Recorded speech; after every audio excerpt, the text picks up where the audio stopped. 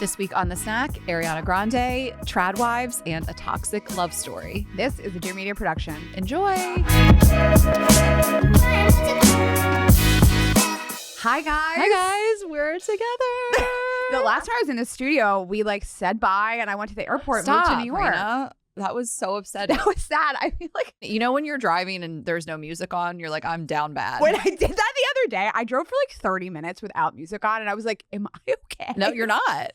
What was going on the other day? I don't know. I can't stop smiling today. I'm so horny, I think. Rayna is taking a lover. No, I don't want to I've taken me as a lover. I masturbated before I went to sleep, and then in the middle of the night, I just woke up. That feeling when there is someone new that you're talking to, which of course we will tell you guys when things are appropriate to share. Yeah, when we get engaged. Yeah, that's the next time I'll be sharing a man with. No, I'm just kidding. We'll see. Yeah, we'll keep you guys updated, maybe. But those early days, you're so horny. That's when I started masturbating manual. Was when I first started dating Shashank. Remember this? Yes. Just all the time, just rubbing one out. Wait, do you think that okay, for you, do you think sex begats more masturbation? Yeah, when you're getting we've always laid. talked about this. Yeah. When I'm getting laid, I'm masturbating more. Yeah. I think sometimes when I'm not getting laid, I mean, I've run out of things to masturbate to. Your clit never knows what to think. It is a real roller coaster. Heated Rivalry hasn't started the new season yet. What is she doing? When's that happening? So they have been spotted in Canada together. Right. Okay. I think they are filming right now. Oh my gosh. And it's supposed to come out in early 2027. Oh, I can't wait. I hope we get the other guy. Remember, you love the other guy. I don't care about him. I don't care about him that much if I can't remember his name. Brett, the guy who dates the juice bar guy. I love that storyline. That's when I really got into the show. Ashley really likes the healthy, stable, securely attached love story. And I'm like, no, give me 6 episodes of avoidant attachment and just dick sucking. What if they're secure next season? You're not going to like it. I'm not going to like it. Okay, let's thank our partners and then we'll get into it. Thank you to Hinge. Download the dating app designed to be deleted, and BetterHelp. See reviews and decide if it's right for you at betterhelp.com/GGE. And thank you to IM8. Get a free welcome kit, 5 travel sachets, and 10% off your order at im8health.com/GGE and use code GGE. And Bioptimizers, get 15% off at bioptimizers.com/girlsgottaeat with code GGE. And I have a quick personal update. We talked about my toenail last week on The Snack. I did put some polish on it. On your skin? No, there was some growth under there. Okay, how short is it? Well, let's just... Yeah, bring your toe up. So, look. It doesn't look bad. The middle one. Oh, it looks the same. Yeah. I mean, little Cajun shrimp on there. Yeah, it looks like a toenail. Like a normal toenail. Well, people were in the comments, obviously. This really was relatable to a lot of people. And they were like, you probably had some toenail growing under there. And I did. What do you mean? Like a toenail under your toenail? There was new growth. When I took it off, the one that had been loose for weeks, when I finally committed and took it off, after I reattached it, then it fell off the whole thing. There was some toenail growth coming in. Yeah. Uh-huh. So I was able to put a little polish on it, and now it's there and it's not bare.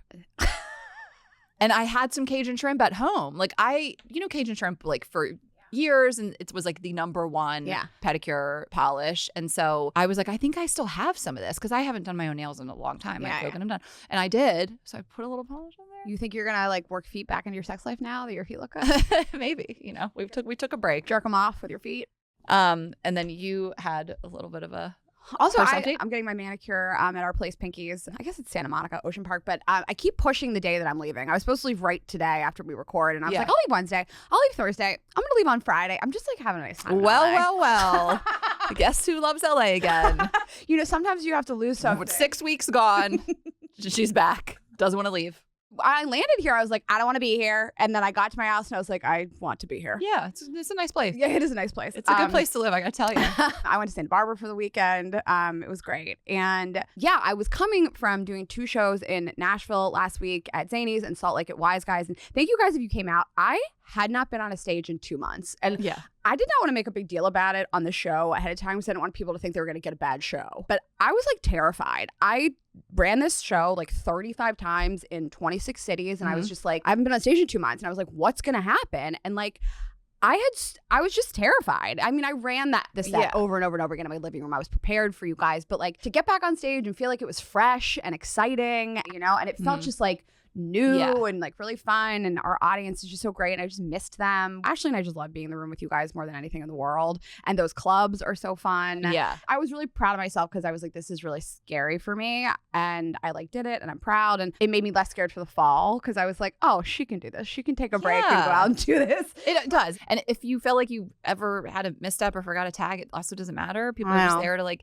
see you and laugh with you, but you didn't. But you said that to me too, and you were like, don't be nervous. Like if you forget a joke, like people just want to hear you and be with you in the room. And I was like, I don't know, what if I forget stuff? But I had the best time. And so I'll be back out on tour starting September 9th. I have 14 stops in the fall, and that is the end of this tour. So I start in Ohio, and September 9th and 10th, I'll be in Columbus and Cincinnati. And just come out. The tickets are at RaynaGreenberg.com. It's a really fun show. I have fun openers coming with me. Maybe you'll see Ashley. No promises. No promises. I have a busy fall. Yeah, you do a busy fall. And then I'll be in London. I'm doing my first London solo show. So I'm really excited. I can't wait to see you guys. So it's RaynaGreenberg.com for tickets. She's international. Everybody, RaynaGreenberg.com. Okay, we have a music report. Lots happening in the music world. So Cardi released a surprise new song. Aha. Could be the song of the summer. Have you listened to this? This morning I listened to it. I'm obsessed with this. First of all, it's like such a bop. I love the song itself, but the lyrics, there's lyrics about posting pics, posting your fit pics, jumping off a boat,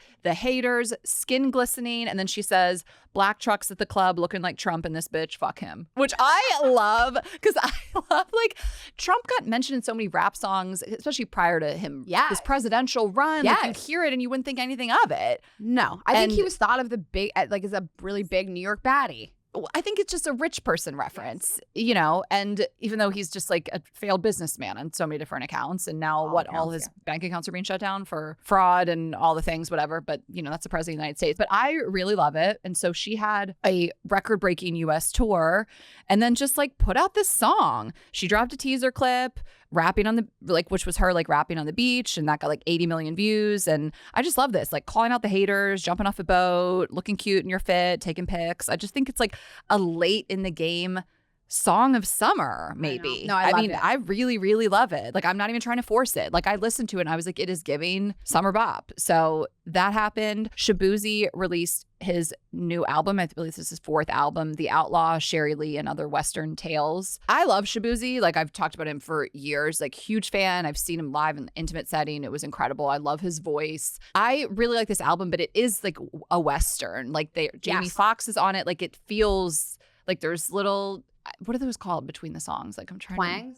No, like they're like little skits, like interludes. Yes, like they'd have them so much more on albums when we were growing up, but they'd have like these interludes. Yes. Jamie Foxx is on it. So the song Cowgirl's on it, which is my favorite song of the summer. That is your song of the summer. I said to you and your husband, I was like, this is going to be my song of the summer. And our friend who we love, Sarah Miller, is in the video, and they were on The Tonight Show last week together, and she came out on The Tonight Show and danced with him, and then they like kind of mimed a kiss, but like, I don't know if they're like, I ship them so hard. Like, the internet ships them so hard. They're so sexy together, and he seems so enamored by her. I know. And she's like his muse. Yes, and to see them together, and he's just like, the way he looks at her, I'm like, please God, be a couple. Like, this is what she deserves after the dustiest men on earth on Bravo, Austin Kroll and Wes Wilson. Like, she deserves to be like praised by a man, an artist. Like, a black man. Yeah.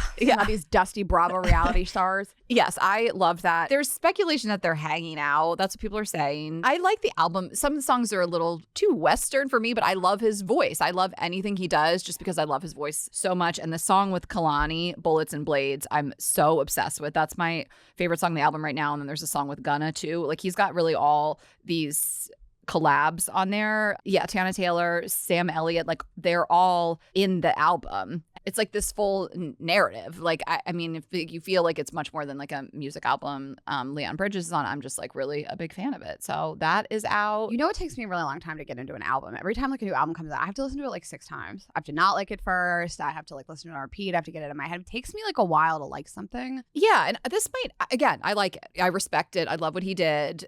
It's not like my favorite yet, but it could be. And I mean, I just like the country western of it all. I'm always chasing the high of Cowboy Carter. So really, I feel like this does 20 tracks.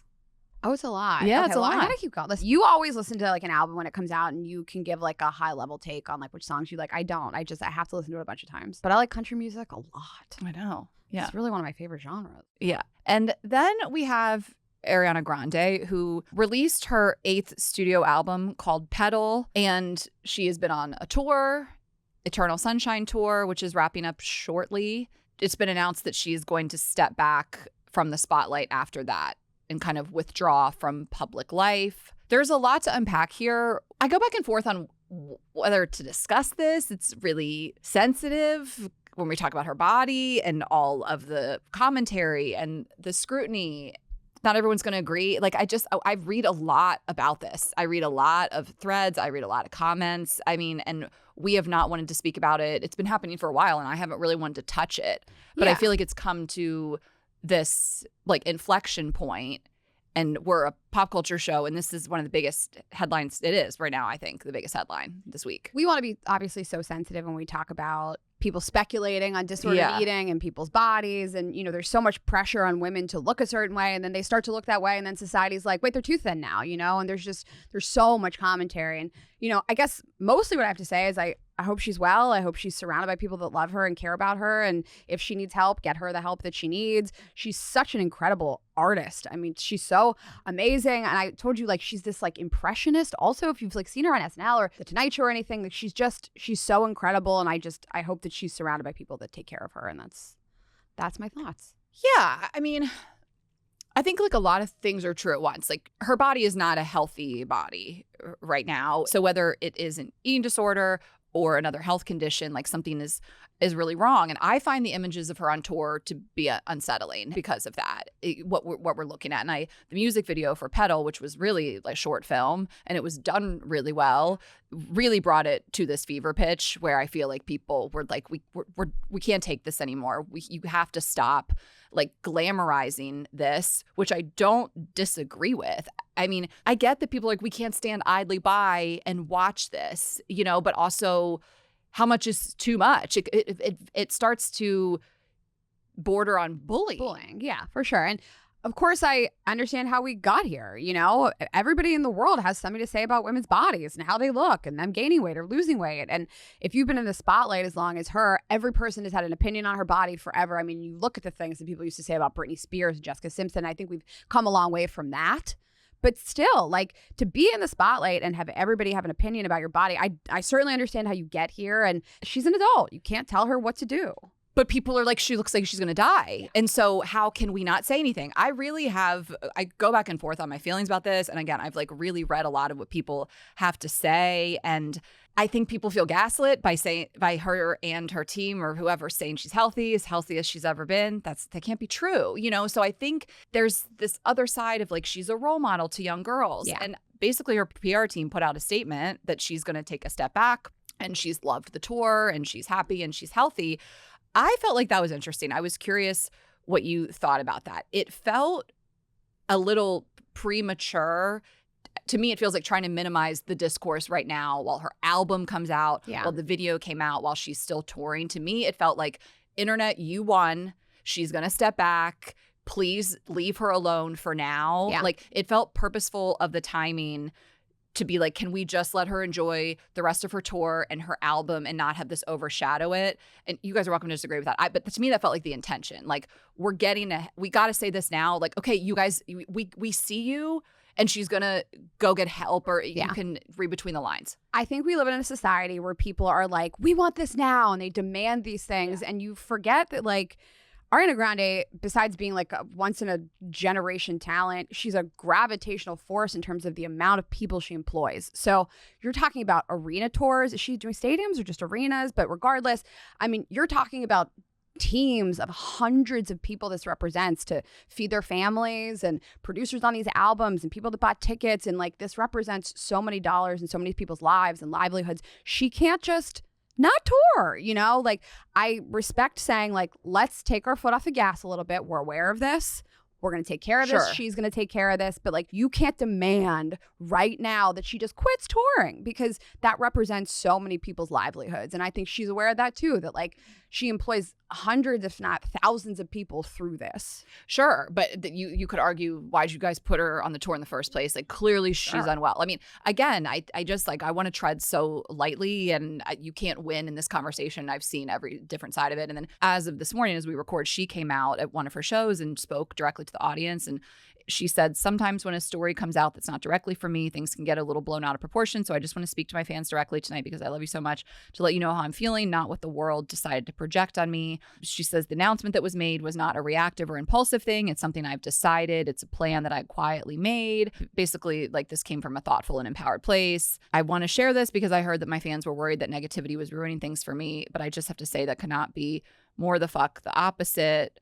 I mean, listen, if you really feel like this is a real problem, say your piece and move along. I think people made this their whole personality. I think people are triggered by it. Yeah. I get it. I think that, you know, eating disorders, disordered eating is really systemic in society, and talk about women's bodies. And I understand why all these people like force her or support her into doing all these things, because they stand to make money. And you saw this with like on a very small level. You saw this with Taylor Frankie Paul, with the entire cast. I mean, she was so clearly unwell on the way to film The Bachelorette. I mean, this is a really mentally unstable person that shouldn't even be on television. Now she's in these court cases. Her children have been taken away from her. Her exes have filed restraining orders against her. But watching Mormon Wives last season, it was a hard watch. Totally. And then, I mean, her cast, her parents, all these people are propping her up and encouraging her to go do this show where she should be hospitalized. Mm-hmm. But all these people stand to make money from her. Yeah, that is true. And that's, again, like, I like that you brought that up, because it's not even about, of course it's about her body, but it is just more that you can see that someone is unwell in some way,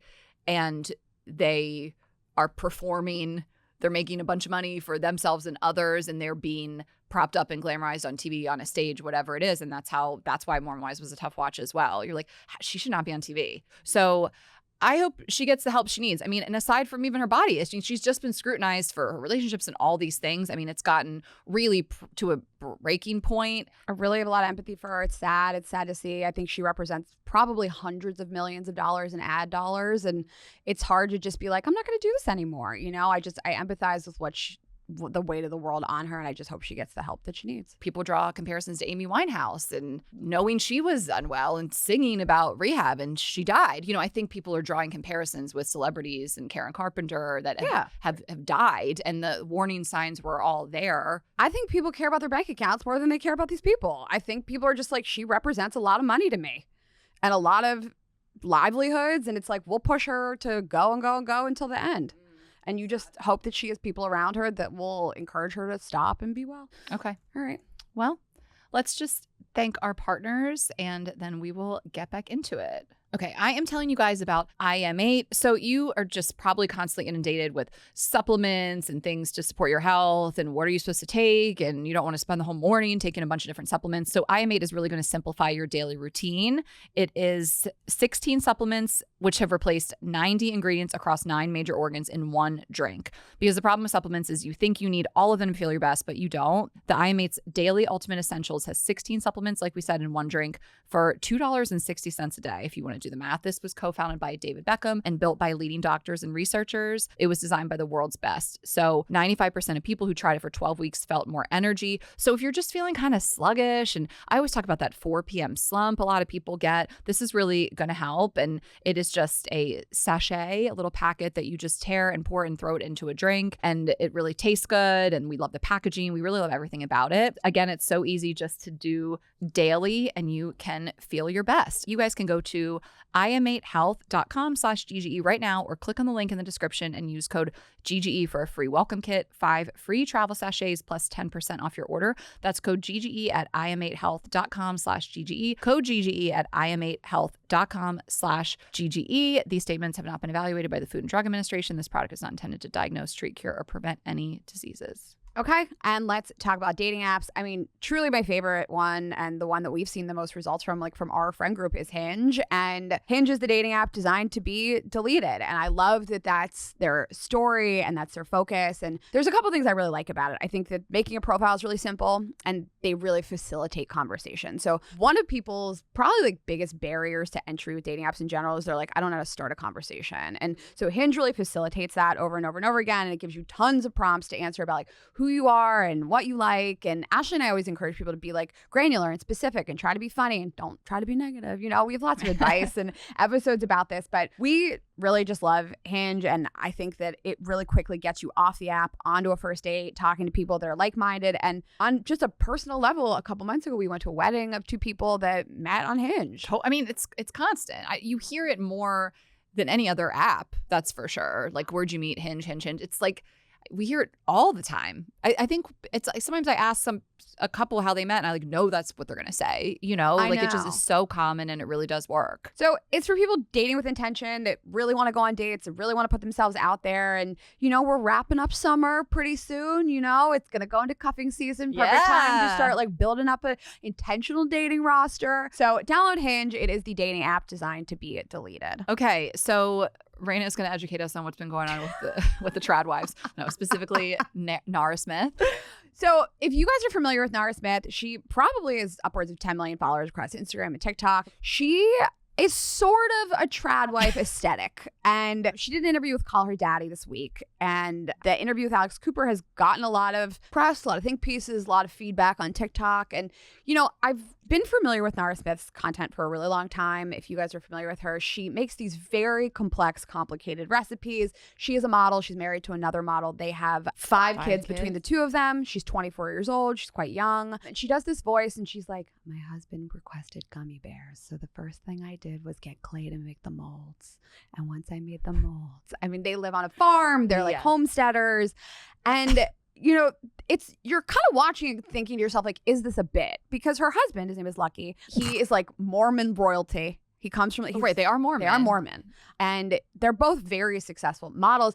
And she dresses in these like $3,000-$4,000 gowns as she makes these recipes. And so I've never followed her, as I don't follow any Tradwife content. I mean, I'm familiar with it. We're very familiar with Hannah Nealman from Ballerina Farm. And I'm fascinated by these women that sort of promote this Tradwife. And if you're not familiar with what Tradwife, it's short for traditional wife. And this sort of like be submissive to your husband. Women should be barefoot in the kitchen or on their backs. Yeah, like homeschool your kids, like make everything from scratch. And, you know, I think the hallmark of the Tradwife movement is that you don't make income.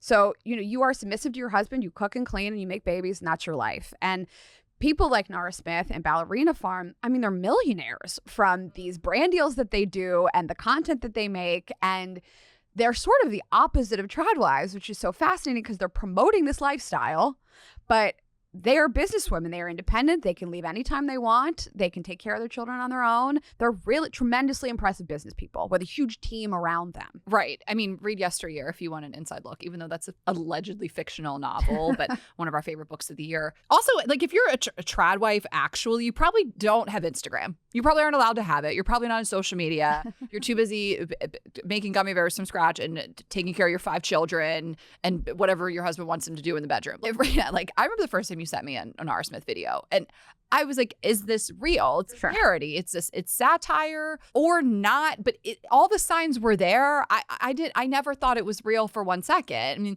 she's wearing an evening gown and like and raw milk and the whole thing, which is like, you know, problematic in its own way. But people are upset that she sold them a Tradwife lifestyle and has gone on to Call Her Daddy and done this interview and is like, that's not real. Like she's playing in people's face. So she goes on Call Her Daddy. She's in jeans and a t-shirt. She looks just down to earth. I've never seen her in jeans. I didn't know she owned jeans. Right. And she's basically like, obviously this was fake.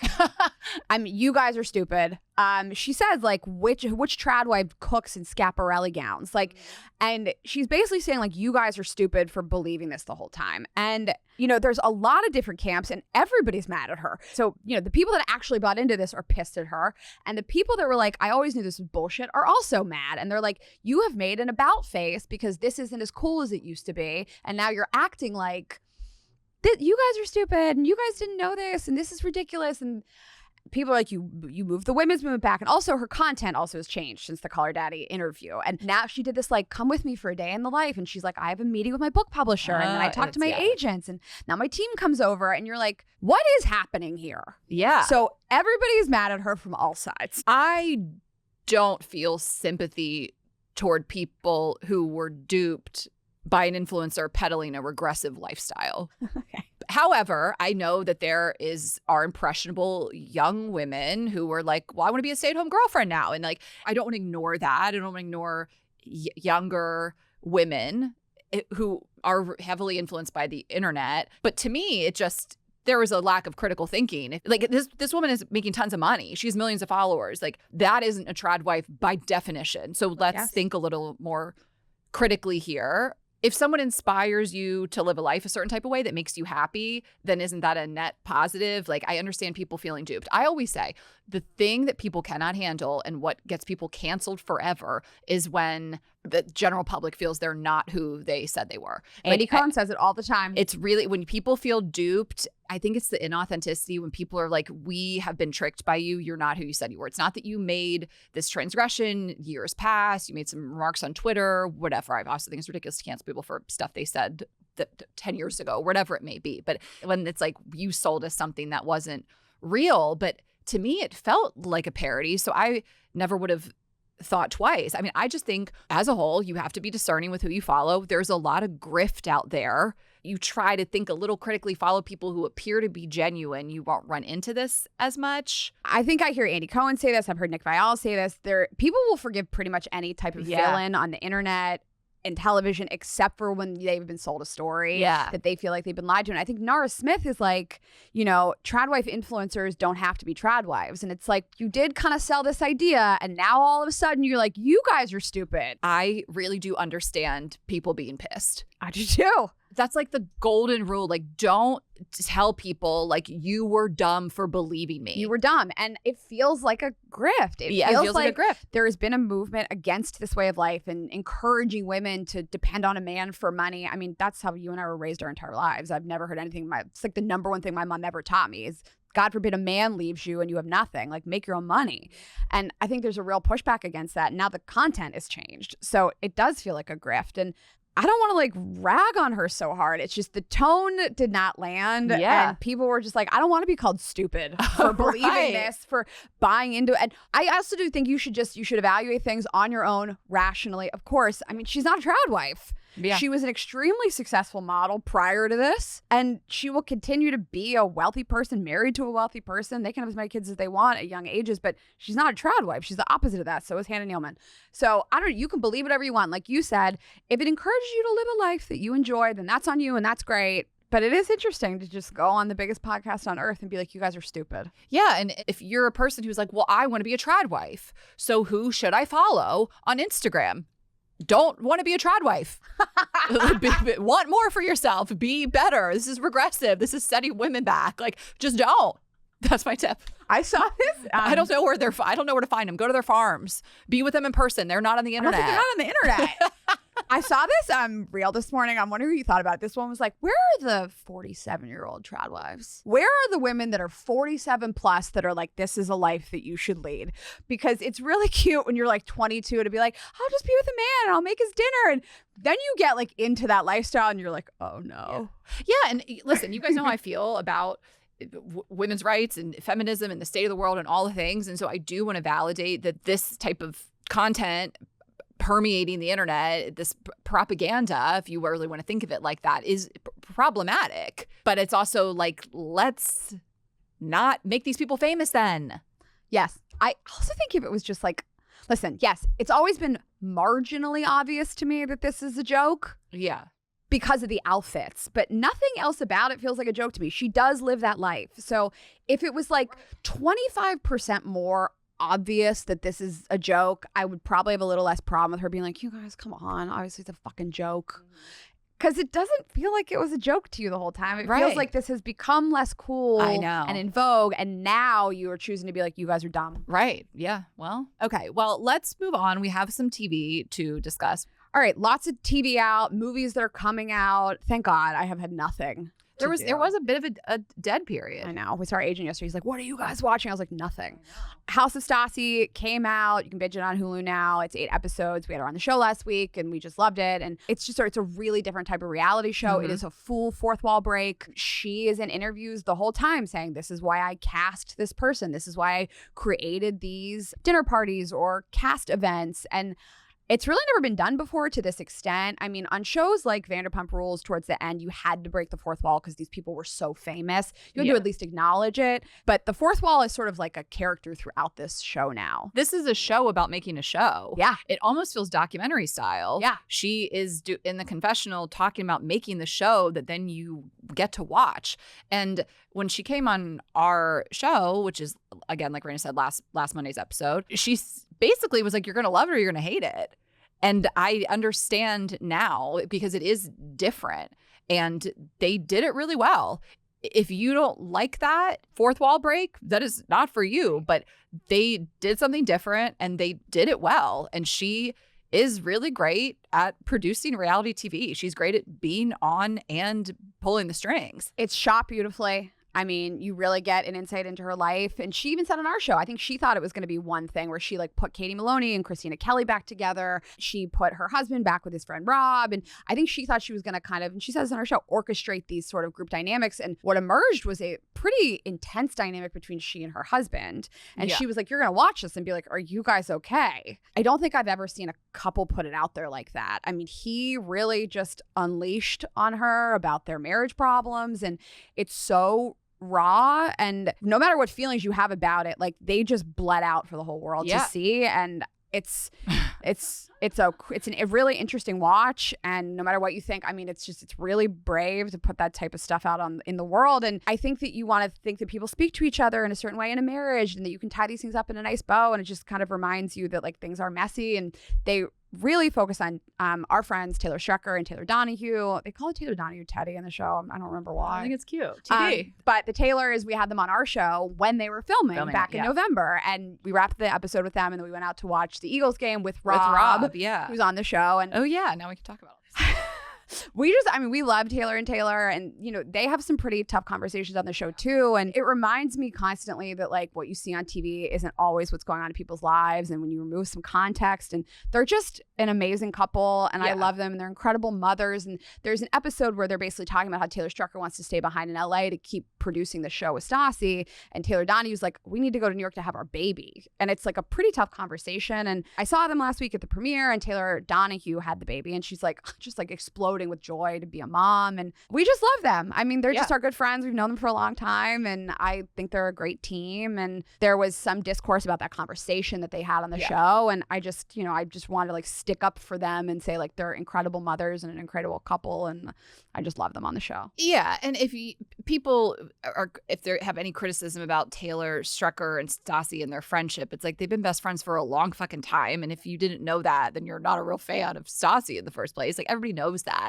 And like Taylor has her own career, and they do a podcast together and all the things. But yeah, if you guys want more from Taylor and Taylor, they were on our podcast towards the end of the year. So just look that up, and that was really fun. But what Stassi has done and what the people in her lives have chosen to sign up for, I would never do. And I would never have claimed to do it. That she loves doing this shit. She said it on our show. This is her, I forget the quote she just said. She just fucking loves reality TV. You know, like this is her dream, and everybody's on board, and like it or don't. But they did a great job. They did. And the last thing I'll say about this show is, so she has her whole family for this like sort of mock Thanksgiving dinner, and she's pretty open and raw about her relationship with her mother, or lack thereof. And her mother has 4 kids with 4 different men. And you know, you see that she's probably been brought up in some dysfunction, and she's pretty open and raw about it. And you don't see a lot of like people on television say like, I don't really have a relationship with my mother, but I had a child, and now I have to figure out how to navigate that, allow my mother into my child's life. And you know, I don't really talk about this on the show, but I don't really have a relationship with my own mother, and I will talk about it someday on this show. I haven't really seen a lot of representations of that on television, and I do kind of thank God that I don't have kids, because I don't have to navigate something like that. I don't have to think, how would I fold my mom into that relationship? And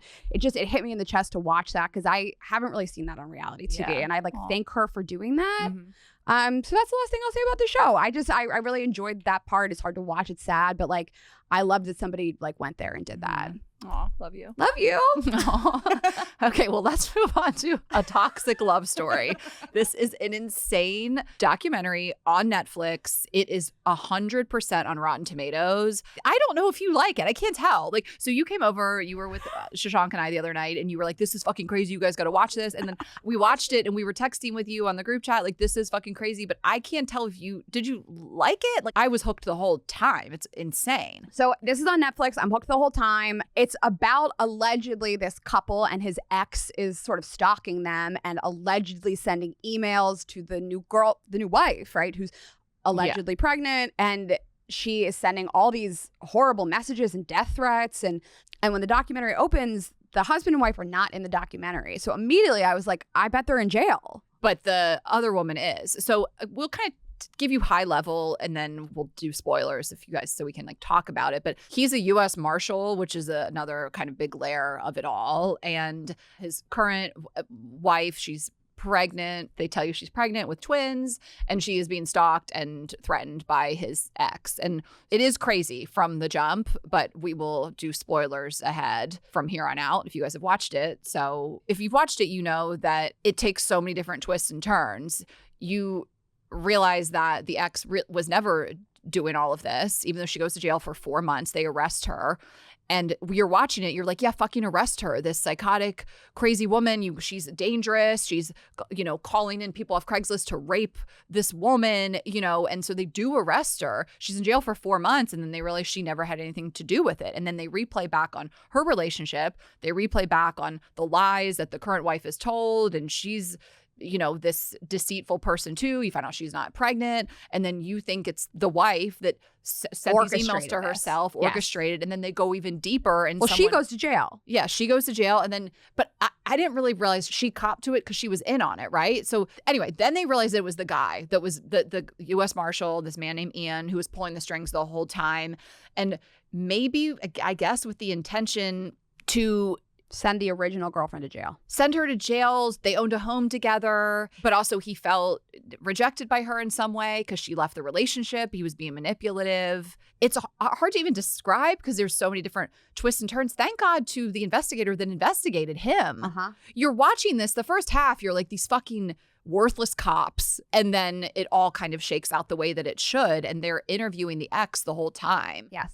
And I will say, I feel like there has been a lot of content recently about crazy women. I have mixed feelings on it. It's like maternal instinct. There just seems to be a lot of content about like women as the murderers or the stalkers and all this stuff. There's just been a lot recently. And for me, I don't like that because I don't really like that it's like women are so crazy and they're the ones doing all this stuff now. They're not. The majority of all these violent crimes, all the things are men.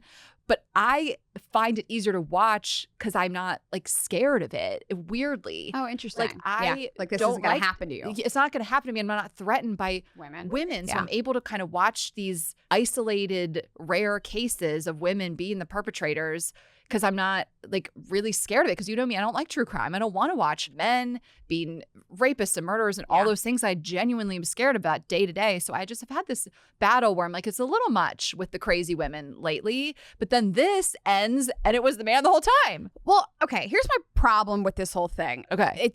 Where the fuck was the police work? So the original girlfriend goes to prison for 4 months. She comes out of prison and she's like, when you understand my story a little better, you understand how this all happened. And she very clearly explains documented incidents where he was violent with her, acted crazy with her, was stalking her. She told her parents. The reason why they sort of like decide it was her is she had sent 2 emails a long time ago to him under her normal email address. Like, I didn't send the rest of this. Did anybody go through her computer? Did anybody try to figure out where these emails actually came from, which was from him the whole time? Like, did anybody look at police reports of her having a meltdown and her like truly not being okay? When she explains this, I'm like, how did this even go to court? I know. Of course this man is orchestrating this. And then I watched the tapes of the police going to the couple's house. Yeah. And they don't seem upset. The woman who is allegedly being stalked, who's pregnant, she's like, and her tone of voice, her body language, immediately, I was like, she made this up. You can see she just looks fine. She does not seem like somebody who's being stalked by a predator. Well, yeah, when they got a competent investigator on the case, he was able to figure it all out. And a lot of it from watching those tapes. But 10 minutes into it, you see this tape of the cops coming and she's like, yeah, you can go to my computer.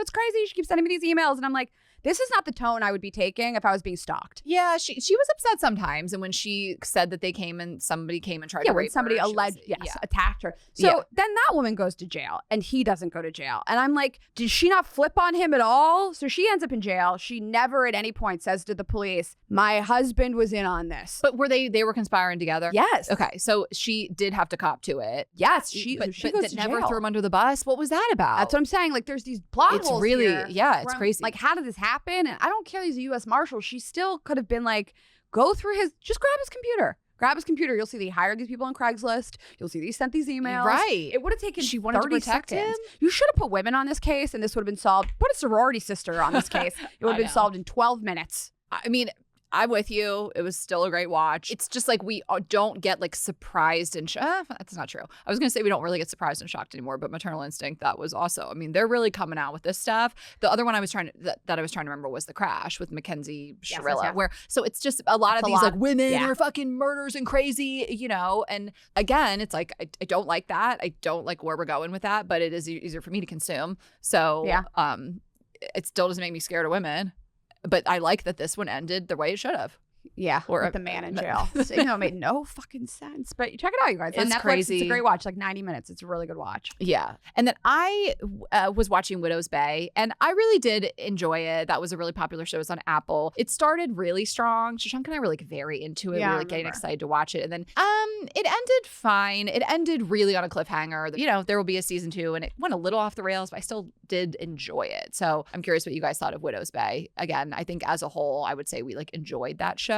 And just a couple things to, keep an eye out for that are coming out tomorrow. A movie about Anthony Bourdain, it's called Tony, is coming out, and it's a dramatization of his life. It's with actors, and it is also just scoring as high as it possibly can on Rotten Tomatoes. People are saying it's incredible. I mean, he just means so much to me. How he lived his life means so much to me. No Reservations is how I started to travel. I would pick a city I wanted to go to around the world. I would watch the No Reservations episode, and I would go to all the places that they went to. And just his philosophies on life, I don't know. He's a really important person in the world to me. And so I'm just very, very excited to watch it. People love it. I love dramatizations about the chef world in general. I love his books.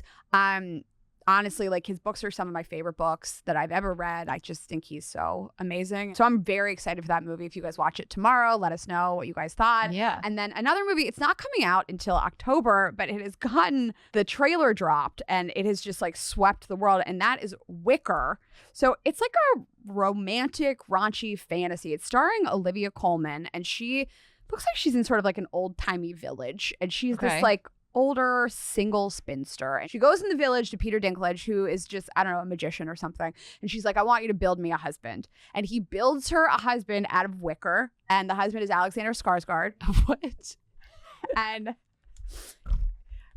wait, okay, sorry, I have seen that image and just ignored it. I know that feeling where you're like, my brain just isn't going to accept this information. Yeah, I'm not going to be doing it. I'll tackle this later. Yep. So Alexander Skarsgård, and the trailer is so horny. She's just like fucking Alexander. She fucks this wicker guy? She fucks this wicker guy. And like, it's so horny. And is there like a hole? All I can think is like, does a wicker dick? All I can think is, what does a wicker dick feel like? And like, what do they wrap it in? Like, how is this going to feel? How do they do it? Do you think they're going to show the dick? They have to. Is there sex in the trailer? Tons of sex in the trailer. She's getting her back blown out for 3 straight minutes. By this man? By the wicker man. The wicker doesn't snap? We don't know. We are unclear. This is unreal. You know who weaves baskets is Cindy Hesseltine. I should ask what she thinks of this. We see this is her porn category. See this with her? Like, how would she make a wicker dick? For any sort of basket weavers, how much are you dying to see this? This is a porn category. Okay, what if the dick is just like a wooden dick and not a wicker dick? So it can smoothly go in and I'm out. dying to know. Who came up with what? I'm so glad they did. Movie makers got high and were like, what if? Well, fuck this old lady with a wicker dick. And someone, I know, it also told me, it took me a minute to realize Olivia Colman, like, she is older too. I cannot, like, who got high and came up with this and then took it to a studio and they were like, yeah, we'll fund this. What is happening? I mean, he's so hot as a wicker person. You know what I will say? I think that we need less remakes and more original content. Yeah. And they did that. They really, I mean, this is not a remake, I don't think, of anything. And I, for one, just can't wait to watch it. I'm horny watching the trailer. Insane they didn't call a wicker dick. It's a missed opportunity. I think it's less child friendly if you throw the word dick in it. But that is I don't think it's child friendly no matter what. I guess she is just getting like absolutely railed, hammered by this guy. So that is out in October, but the trailer is out now. Cannot wait. And it's October 23rd. Oh, is it a little spooky? Well, I mean, getting fucked by a wicker man is kind of Halloween-y. That's what I'm saying. It's giving like scarecrow, sexy scarecrow. Don't you think it's funny? Your penis is your Halloween-y? Halloween-y? Yeah. All right, guys, we are going to talk about our remaining partners. Halloween-y the funniest joke you guys have heard? A weenie, like a penis, like Halloween-y. Come on, you were better than that. No, I'm not. You have so many better jokes than that. I don't. This is Rayna's best tag. Guys, go see Rayna in her fall tour dates. Check out Rayna on the Halloween-y tour. Yeah. For more jokes like Halloween-y, come to my fall tour, RaynaGreenberg.com. Okay. Bioptimizers, guys. Speaking of things you put in your body. Speaking of things you put in your body that are not wicker dicks, if you find it frustrating at all when you can't wind down at bedtime, if you can't calm your mind, I feel like this sometimes. I'm like, I wish I could just turn the switch off my brain. And you wake up with that groggy feeling in the morning, that can be a sign your body is running low on one fundamental mineral, magnesium. So that is why I started adding magnesium breakthrough Bioptimizers to my nightly routine. We love this. I mean, we have been using this for years. Yeah. And it really is not just one type of magnesium. It's a blend of 7 different forms designed to support relaxation and overall sleep quality in a more complete way. I can really speak to it being quality sleep. You know, this really is going to help you shut your brain off and fall into a restful sleep and sleep through the night. I mean, of course, everybody has a different experience, but that has been our experience. They just took it a step further. They just launched Magnesium Breakthrough Advanced 10 bioavailable forms, plus active vitamin B6 and ionic trace minerals to support uptake. And they actually test for bioaccessibility to help ensure the magnesium is available for absorption. This is their most complete formula yet for sleep, recovery, stress, and metabolic support. So really is the best that you guys can take. These products are authentic. They have transparency and, again, the premium ingredients, because quality shouldn't be a luxury. It should be the standard. So here's our challenge to you guys. Try it, track your sleep, and see how you feel, because it's worth it to feel like yourself again, or maybe even better. Head to bioptimizers.com/girlsgottaeat and use code GGE for 15% off your order. Use our link and code and you'll unlock exclusive discounts for friends of the show, plus surprise free bonuses and bigger discounts. Bioptimizers rolls out during certain windows. You can also get free shipping on select orders, and every order is backed by their 365-day money-back guarantee, so you can try it with confidence. You won't find this on Amazon, in stores, or anywhere else. That's bioptimizers.com/girlsgottaeat, code GGE. Okay, and this episode is sponsored by BetterHelp. So you've heard us talk about BetterHelp for a long time, but I don't know if you ever really talked about people loving the service and what the reviews are. So Ashley and I, of course, really believe in therapy, no matter what it is that you want to address in your life, whether it's issues with work, your love life, just where you're headed in general, your goals, sleep, anxiety, anything like that. We really highly recommend it, but don't take our word for it. You can check it out yourself at betterhelp.com/reviews to see amazing customer reviews in real time. So these reviews are updated every day. There's hundreds of people saying how much they love BetterHelp and how helpful it is for them. They have an average live therapy session rating of 4.9 out of 5 based over 1.7 million client session reviews. So feedback from real people, and more than 6 million people have used BetterHelp globally. So the feedback is consistent from real users, and they have therapists with at least 3 years and 1,000 hours of hands-on experience. They also hold required education training and certification programs across a range of mental health specialties, and they make it really easy to get started. So you'll answer a few questions, and they'll help you find a therapist based on your needs. And if you want to switch, they'll help you do that as well. See the reviews, see what stands out, and see if BetterHelp is right for you. Visit betterhelp.com/GGE. That's betterhelp.com/GGE. Okay, so we just have some headlines for you guys quickly. First up, Spider-Man and the Odyssey power the biggest box office weekend in history. So the two blockbusters together pulled in more than $400 million at domestic box office this past weekend. I mean, that's impressive. I am going to see the Odyssey tonight as this episode airs. So Thursday night, tickets, got them already. You're still going to be here. Did you want to come? Yeah. I thought we might be going tonight. Yeah, let's go Thursday night. Okay, well, I got to get you another ticket then.